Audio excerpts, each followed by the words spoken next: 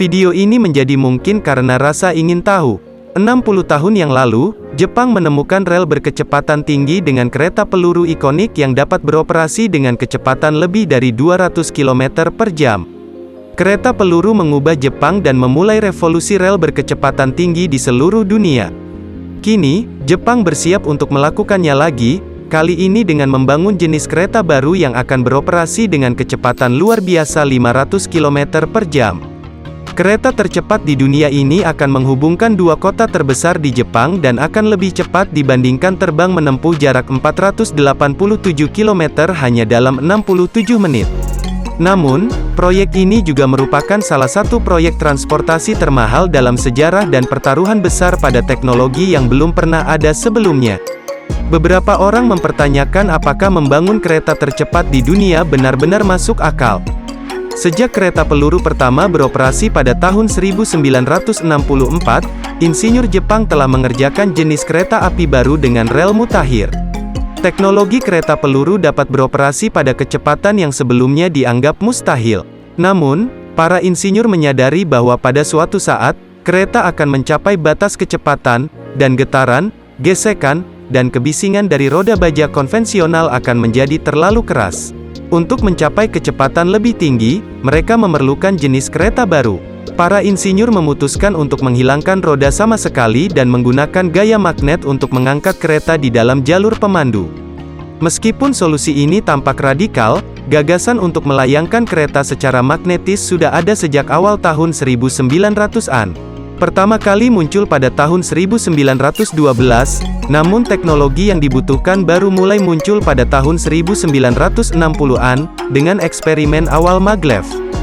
Jepang dan Jerman menjadi pemimpin dalam mengembangkan teknologi maglev ini. Pada tahun 1980-an, prototipe maglev mencetak rekor kecepatan dan berjanji untuk merevolusi perkereta-apian.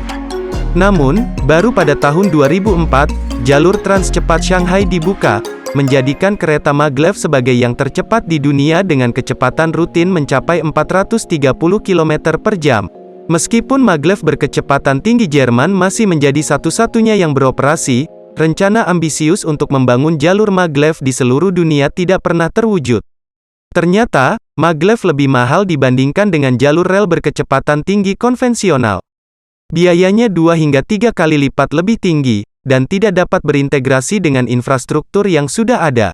Sementara lebih dari 1 juta kilometer jalur rel berkecepatan tinggi konvensional telah dibangun sejak tahun 1964, kurang dari 100 km jalur maglev yang dibangun pada saat itu.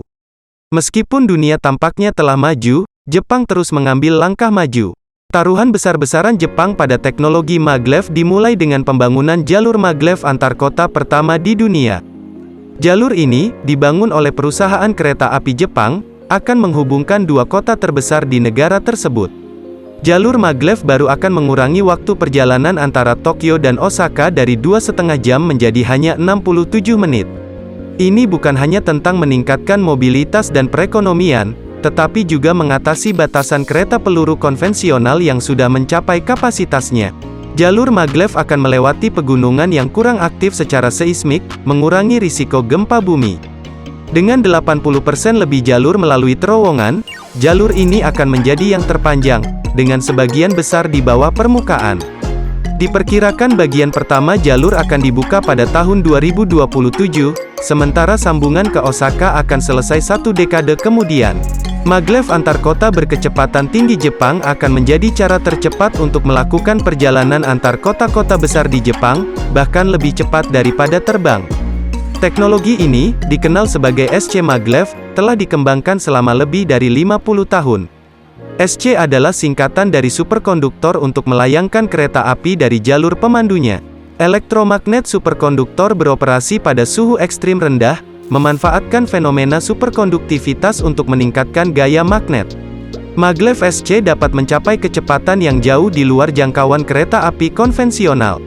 Meskipun ini merupakan lompatan besar dalam teknologi, banyak yang mempertanyakan keberlanjutan dan keberlanjutan ekonomi dari proyek ini. Dengan biaya pembangunan yang diperkirakan 5,5 kali lebih tinggi daripada jalur kereta peluru asli tahun 1964, proyek ini menjadi salah satu yang paling mahal dalam sejarah Jepang. Meskipun beberapa pendukung berargumen bahwa teknologi maglev SC dapat diekspor ke seluruh dunia, kenyataannya adalah hanya sedikit negara yang memiliki kepadatan penduduk tinggi dan komitmen untuk proyek infrastruktur mahal. Proyek ini menimbulkan pertanyaan apakah investasi besar Jepang pada maglev akan membuahkan hasil, atau apakah ini akan menjadi salah satu upaya gagal dalam revolusi perkereta-apian.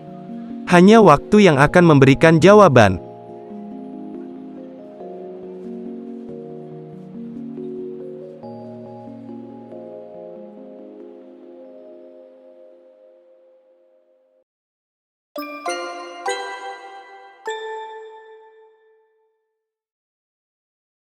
Terletak di dalam jalur gunung Jepang yang terkubur jauh di dalam, adalah salah satu teknologi paling langka di dunia, yakni jalur kereta levitasi magnetik sepanjang 43 km. Jalur ini pada akhirnya akan menjadi bagian dari kereta maglev antar kota pertama di dunia yang menghubungkan Tokyo dan Osaka dengan kekuatan magnet superkonduktor. Kereta ini melayang hanya 10 cm di atas lintasan mereka sambil melaju dengan kecepatan luar biasa, yaitu 500 km per jam, tanpa kontak fisik dengan lintasan.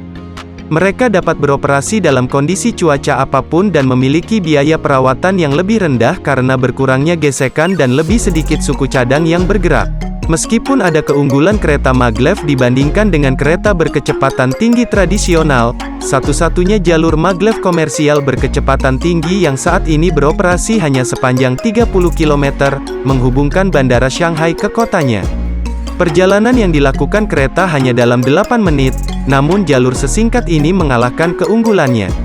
Maglev berkecepatan tinggi pada saat kereta mencapai kecepatannya, ia perlu memperlambat lagi perjalanan sepanjang 30 km dalam 8 menit, sebenarnya setara dengan kecepatan rata-rata 225 km per jam, lebih lambat dari kecepatan tertinggi rel berkecepatan tinggi konvensional. Jaringan kereta maglev berkecepatan tinggi yang direncanakan di masa depan hanya sepanjang 400 km, dan itu tidak memiliki artinya jika dibandingkan dengan jaringan ekstensif 60.000 km jalur kereta api berkecepatan tinggi reguler yang sudah ada di seluruh dunia, dengan tambahan 50.000 km yang sedang dibangun. Kesenjangan ini begitu besar. Mari kita selidiki lebih dalam cara kerja kereta maglev dan jelajahi alasan di balik penyebaran terbatas tersebut. Terima kasih, kita memiliki dua metode utama untuk melayangkan kereta. Kita dapat menarik kereta ke atas menggunakan gaya tarik-menarik atau mendorong kereta ke atas menggunakan gaya tolak-menolak. Pendekatan ini melibatkan kombinasi rel besi magnetis dan elektromagnet yang menggunakan gaya tarik-menarik untuk menaikkan badan kereta. Ini adalah sistem aktif di mana jarak antara rel dan magnet sangat penting, karena kekuatan gaya tarik menurun seiring dengan bertambahnya luas persegi dari jarak. Ini berarti kereta memerlukan kontrol aktif dan putaran umpan balik untuk memastikan bahwa celah ini tetap antara 8 dan 12 mm. Jika kereta mulai turun, gaya magnet yang menahannya akan dengan cepat melemah, menyebabkannya jatuh lebih jauh lagi. Konfigurasinya tidak stabil, dan jenis kereta api ini disebut sebagai kereta suspensi elektromagnetik. Ini adalah sistem yang digunakan dalam jalur sepanjang 30 km di Shanghai. Di sisi lain, Jepang memilih untuk menggunakan sistem yang berbeda dengan jarak yang lebih signifikan, yaitu 10 cm antara lintasan dan kereta. Ini 8 kali lebih besar daripada jarak untuk suspensi elektromagnetik. Sistem ini juga menyediakan metode levitasi yang stabil secara pasif, sebuah properti penting terutama di wilayah rawan gempa.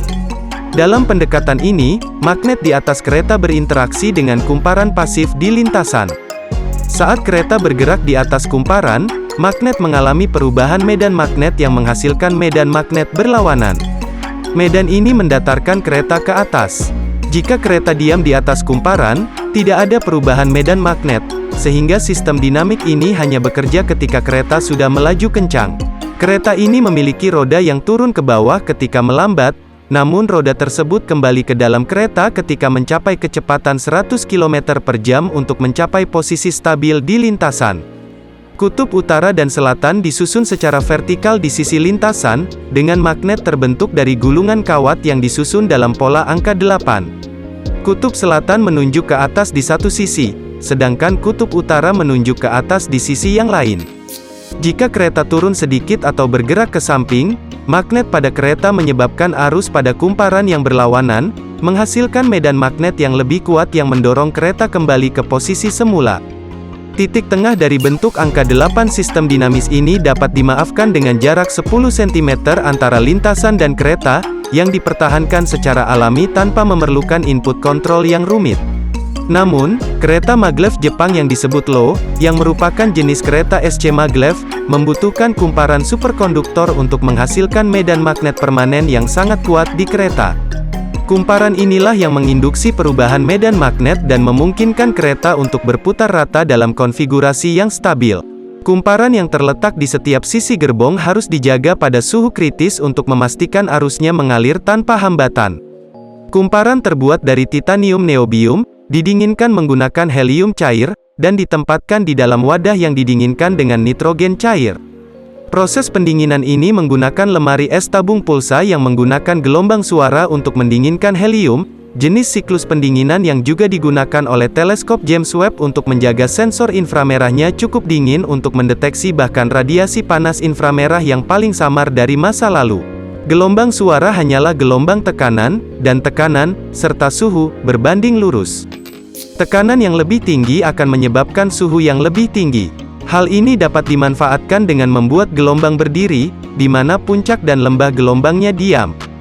Kita dapat melakukannya dalam tabung tertutup di mana frekuensi resonansi tabung ditentukan oleh panjang tabung. Di sini, gelombang suara akan memantul pada tabung tertutup, menciptakan daerah kompresi dan tekanan tinggi sehingga suhunya tinggi. Sekarang kita dapat menempatkan tumpukan yang membentang dari daerah panas ini di ujung tabung ke daerah dingin di tengahnya. Sekarang, jika kita menempatkan penukar panas di kedua ujung tabung, tumpukan kita dapat mentransfer panas ke radiator, dan sisi dingin akan menghantarkan panas dari kumparan superkonduktor, menjaga kumparan tetap dingin. Ada 8 kumparan ini per mobil, dengan 4 kumparan di setiap sisinya. Meskipun memiliki kekuatan medan magnet sebesar ini tepat di sebelah penumpang, dan bepergian dengan kecepatan setengah kecepatan suara dapat menyebabkan beberapa masalah serius, seperti benda besi tidak diperbolehkan berada di dekat mesin MRI. Para insinyur perlu menemukan cara untuk memastikan medan magnet tidak meluas ke karbon penumpang atau jauh dari kereta api. Meskipun tidak dapat memblokir medan magnet, kita dapat mengarahkannya dengan cara yang sama seperti kita menghantarkan listrik ke tempat yang kita inginkan menggunakan kabel tembaga. Di mana kita menggunakan kemudahan aliran untuk arus listrik dengan hambatan, kita dapat mengukur kemudahan aliran untuk medan magnet dengan keengganan. Tembaga memiliki resistansi rendah, sedangkan besi memiliki keengganan rendah. Kita dapat menggunakan pelindung baja listrik untuk mendiversifikasi medan magnet dari kabin dan stasiun. Baja listrik mengandung 3% silikon dan diproses pasca untuk menghasilkan butiran kristal besar yang disejajarkan dalam arah tertentu yang dikendalikan oleh proses pengerolan dingin. Baja listrik berorientasi butiran dapat membawa sekitar 30% lebih banyak fluks magnet ke arah ini, memungkinkan insinyur mengarahkan fluks magnet ke arah yang diinginkan. Namun, perisai ini berat, jadi kita ingin menggunakan sesedikit mungkin. Selain itu, kita juga dapat menyesuaikan bentuk medan magnet melalui desain magnet yang cermat. Misalnya, jika kita menempatkan dua magnet paralel, kutub utara disejajarkan secara horizontal, dan garis fluks magnet akan sejajar dengan magnet, lebih rapat di antara magnet. Namun, jika salah satu magnet dibalik, garis fluks magnetnya akan menyambung dan menimbulkan semacam gelembung di antara keduanya. Maka medan magnetnya akan semakin lemah di lokasi ini. Beginilah cara kita menyusun kumparan di kedua sisi kabin. Ada 4 set kumparan di setiap sisi, jadi kita juga perlu membalik magnet sehingga kutub utara dan selatan saling berhadapan. Hal ini menciptakan gelembung medan magnet rendah melalui koridor dengan penggunaan pelindung. Kekuatan medan berkurang menjadi hanya 0,5 mili Tesla, hampir setara dengan medan magnet bumi. Tentu saja, dekat dengan magnet, kekuatan medannya sangat tinggi. Dan hal ini menghalangi kita untuk menggunakan material tertentu di area tersebut, misalnya, relnya perlu dibuat dari baja bermagnet rendah atau komposit yang diperkuat serat. Namun, bagaimana kereta api yang melayang dapat bergerak sendiri jika tidak menyentuh tanah? Untuk rel konvensional, kita hanya memberikan torsi pada roda yang akan mendorong ke tanah. Roda sebenarnya sedikit perantara dalam pengembangan torik. Banyak kereta api yang sudah menggunakan motor listrik untuk memutar rodanya. Motor listrik menggunakan gaya elektromagnetik untuk memutar poros. Bagaimana jika kita dapat mengambil motor yang sama dan tidak rapis ini, disebut motor linier, di mana kumparan bola bali menarik dan menolak kereta dengan waktu yang tepat. Untuk istirahat, kereta dapat menggunakan sistem ini secara terbalik. Ini disebut pengereman regeneratif karena elektrodinamik sistem tidak bekerja pada kecepatan rendah. Mereka juga memiliki rem untuk rodanya. Kereta juga dilengkapi rem udara yang dapat memperlambat kereta dengan sangat efektif pada kecepatan tinggi. Ada satu tantangan lain ketika berhadapan dengan kereta tanpa kontak, yaitu bagaimana mereka mendapatkan listrik dengan kecepatan lebih rendah. Sistem maglev kecepatan mereka menggunakan rel ketiga dengan gesekan rendah yang umum di sistem metro untuk mengalirkan listrik ke kereta. Tetapi karena kecepatan semakin tinggi, hal ini tidak praktis karena menggagalkan tujuan mengurangi gesekan dari rel. Beberapa versi awal sistem elektrodinamik gaya Jepang sebenarnya memiliki turbin gas di kapal untuk menyediakan tenaga, tetapi sekarang menggunakan koil induksi linier untuk mengumpulkan daya dari perubahan medan magnet dari kumparan pemandu. Hal ini memang menciptakan gaya tarik magnet tetapi lebih efektif daripada membawa generator besar di kapal. Jalur ini direncanakan menjadi kereta maglev berkecepatan tinggi jarak jauh pertama. Tahap pertama sepanjang 285 km akan menghubungkan Tokyo ke Nagoya dan dijadwalkan dibuka pada tahun 2027. Tahap kedua yang akan menyelesaikan sisa 438 km ke Osaka diharapkan akan selesai satu dekade kemudian. Jadi mengapa Jepang mengejar teknologi futuristik ini? Jepang telah lama menjadi yang terdepan dalam teknologi kereta api. Setelah membuka jalur Shinkansen Tokyo ke Osaka pada tahun 1964, kereta berkecepatan tinggi pertama di dunia, mereka segera mulai mencari cara untuk mengurangi waktu perjalanan dari 4 jam menjadi kurang dari 1 jam. Dimulai pada tahun 1970-an, Japan Airways dan stasiun kereta api pusat Jepang membangun jalur pengujian sepanjang 7 km di Miyazaki. Mereka memulai dengan prototipe kereta api yang dapat mencapai kecepatan 60 km per jam pada tahun 1972. Pada tahun 1975, mereka telah mengembangkan kereta api mampu melaju hingga kecepatan 411 km per jam. Karena jalur uji Miyazaki menjadi terlalu pendek, jalur uji Yamanashi mulai dibangun pada tahun 1990. Jalur uji sepanjang 20 km ini berlokasi strategis di antara kota Tokyo dan Nagoya, sepanjang rute maglev baru yang akan datang. Di sini, mereka mengubah desain dari prototipe menjadi kereta yang berfungsi penuh, mampu mengangkut 700 penumpang dalam 12 gerbong dengan kecepatan hingga 500 km per jam. Ditambah, kereta maglev berkecepatan tinggi lebih dari sekadar eksperimen sains, mereka adalah cara efisien dan super cepat untuk memindahkan orang. Membangun kereta api ini lebih dari sekadar tantangan teknik, namun juga tantangan ekonomi di mana mereka harus bersaing dengan mobil, pesawat terbang, dan jenis kereta api lainnya. Ketika maglev dibawa ke Amerika, perjalanan dari LA ke dalam 7 jam sering digunakan sebagai pernyataan potensinya. Ini adalah jalur pertama di situs web Departemen Energi AS, tetapi jalur sepanjang ini tidak masuk akal secara ekonomi jika kita merencanakan waktu perjalanan untuk antara kereta api, pesawat, dan mobil. Katakanlah, San Francisco dan LA, dua pusat populasi besar yang berada dalam jarak berkendara yang masuk akal. Sepertinya kereta api adalah pilihan terbaik, meskipun pesawat lebih cepat. Bandara biasanya berlokasi jauh di luar kota, dan waktu tunggu yang aman menambah lama perjalanan. Kereta cepat akan menghemat waktu penumpang, dan pada gilirannya, membuat perekonomian lebih produktif. Pengurangan waktu tempuh 2 jam untuk 900 penumpang setara dengan 1.800 jam, setara dengan 75 hari. Kereta lebih cepat hanya memperluas jangkauan di mana kereta api bersaing dengan maskapai penerbangan. Di kota-kota besar antara jarak 200 dan 800 km, kereta berkecepatan tinggi adalah pesaing sempurna. Misalnya, dari Washington DC ke New York hanya dalam waktu 60 menit. Peta ini menunjukkan potensi koneksi rel berkecepatan tinggi yang layak secara ekonomi di AS. Sayangnya, saat ini AS tidak banyak berinvestasi dalam sistem kereta api berkecepatan tinggi, dan maglev bahkan lebih sulit untuk dibangun. Mereka membutuhkan jalur yang benar-benar baru dengan kumparan elektromagnetik di sepanjang keseluruhannya dan bahan khusus yang tidak terpengaruh oleh medan magnet yang sangat kuat yang dilewatinya dengan kecepatan 500 km per jam.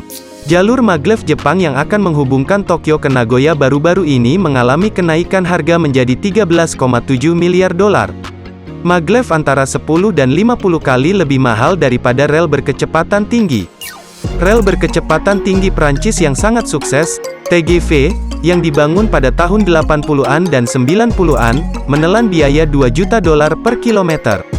Tahap pertama jalur maglev Jepang menelan biaya 77 juta dolar per kilometer.